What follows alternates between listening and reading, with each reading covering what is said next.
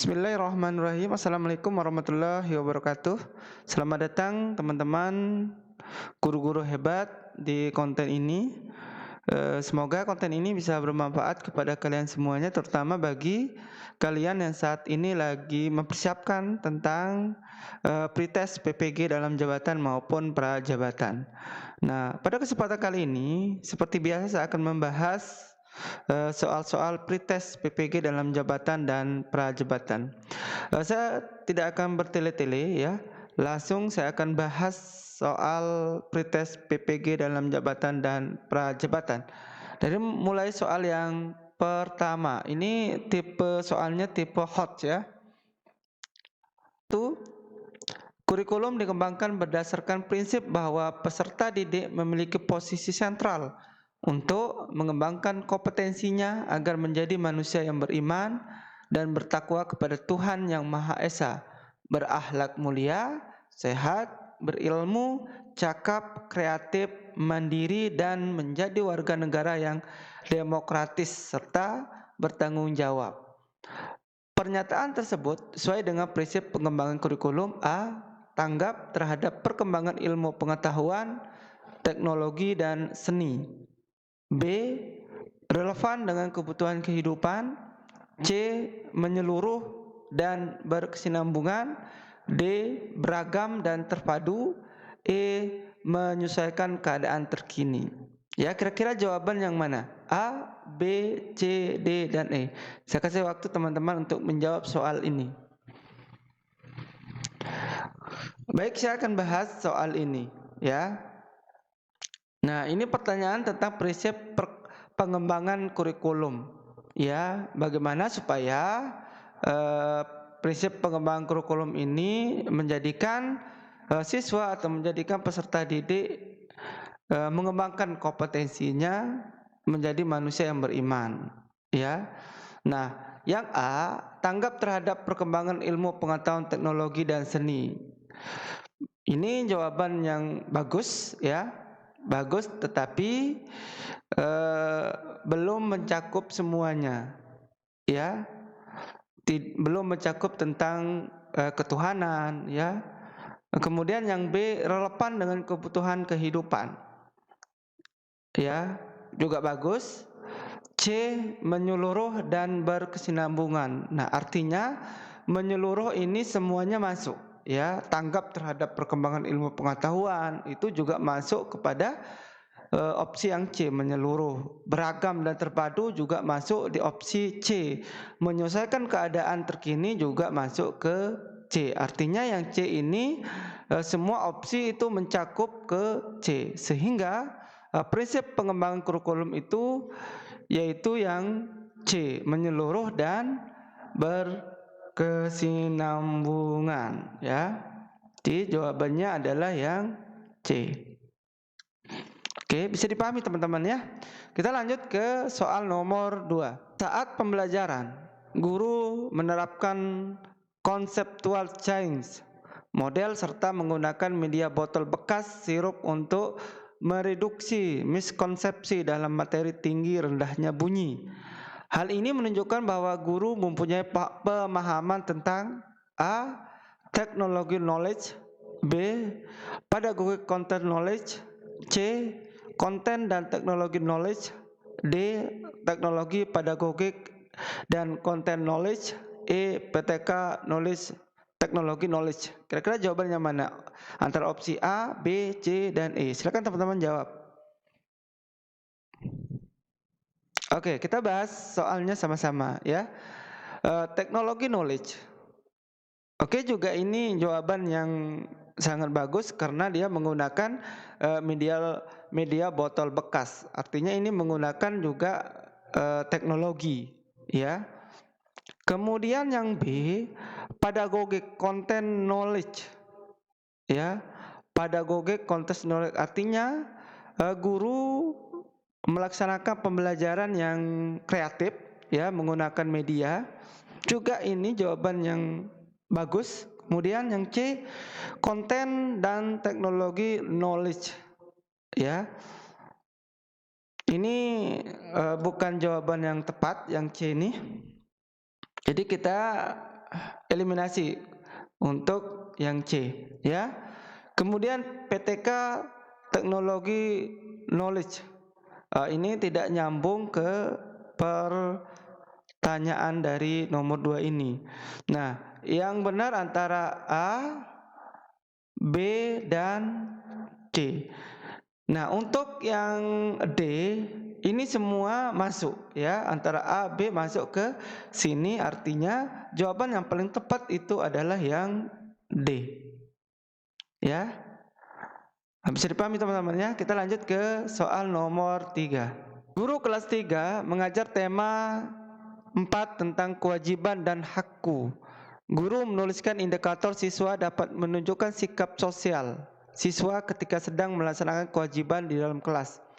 Alat penilaian yang tepat digunakan oleh guru adalah A. Portofolio hasil kegiatan dalam melaksanakan kewajiban, lembar jurnal hasil observasi, C. Wawancara dengan siswa tentang kewajiban di kelas, D. Pengamatan selama kegiatan di kelas, E. Tes tentang sikap sosial yang harus dilakukan saat di kelas. Ya. Nah, kira-kira mana jawaban yang benar antara opsi A sampai E? Ya, silakan teman-teman jawab.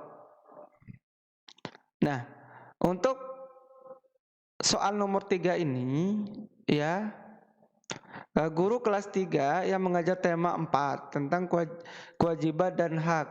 Kemudian penilaian yang tepat digunakan pada siswa tentang sikap sosialnya bagaimana. Ya. Nah, untuk portofolio bukan jawaban yang tepat, ya. Bukan portofolio yang digunakan oleh guru kelas 3 untuk nilai sikapnya, ya. Ini jawaban yang salah. Begitupun dengan yang B juga jawaban yang salah. Wawancara juga kurang tepat. Nah, yang tepat itu adalah yang D, pengamatan selama kegiatan di kelas. Artinya setiap saat seorang guru itu mengamati, ya, kegiatan di kelas, sehingga apakah sikap sosial yang dilakukan siswa di kelas itu sudah dilaksanakan atau tidak. Sehingga jawaban nomor 3 itu D, opsi yang D, ya. Kita lanjut ke soal nomor 4. Salah satu murid Anda mendapat beasiswa untuk melanjutkan pendidikannya ke Jepang. Murid Anda tersebut bercerita bahwa ia tidak memberitahukan hal ini kepada orang tuanya hingga akhirnya ia dinyatakan lulus. Namun kedua orang tuanya menentang keras keinginan murid Anda tersebut untuk melanjutkan studinya ke Jepang karena ia merupakan anak perempuan satu-satunya dalam keluarga. Menurut budaya yang dipegang teguh oleh kedua orang tuanya, anak perempuan tidak boleh pergi jauh dari rumah dan jangkauan orang tuanya. Murid Anda tersebut sangat ingin meraih impiannya untuk dapat mengenyam pendidikan di Jepang, dan ini merupakan kesempatan yang sangat langka dan mungkin tidak akan terulang lagi. Bagaimana menyikapinya? A. Dalam situasi tersebut Anda akan meminta murid Anda untuk tetap memutuskan mengambil kesempatan beasiswa tersebut meski tanpa restu orang tua. Ya. B. Dalam situasi tersebut Anda akan menyarankan murid Anda untuk tetap memutuskan mengambil kesempatan beasiswa tersebut dan terus membujuk orang tua agar disetujui. C. Dalam situasi tersebut Anda akan berbicara dengan kedua orang tua murid Anda dan memberikan pengertian pada mereka untuk mendukung impian anaknya. D. Dalam situasi tersebut Anda akan memberi pengertian pada murid Anda untuk mengikuti anjuran orang tuanya karena Anda pun mendukung budaya tersebut. E. Dalam situasi tersebut Anda menekankan pada murid Anda bahwa ia sudah dewasa dan dapat memutuskan hal yang terbaik bagi dirinya. Kira-kira jawabannya mana antara opsi A, B, C, D, dan E? Ya, silakan teman-teman jawab. Oke, kita bahas pertanyaan nomor 4, ya. Nah, inti dari soal ini adalah seorang siswa, ya, ingin sekali kuliah di Jepang. Ya, sehingga dia tes untuk lulus kuliah di Jepang.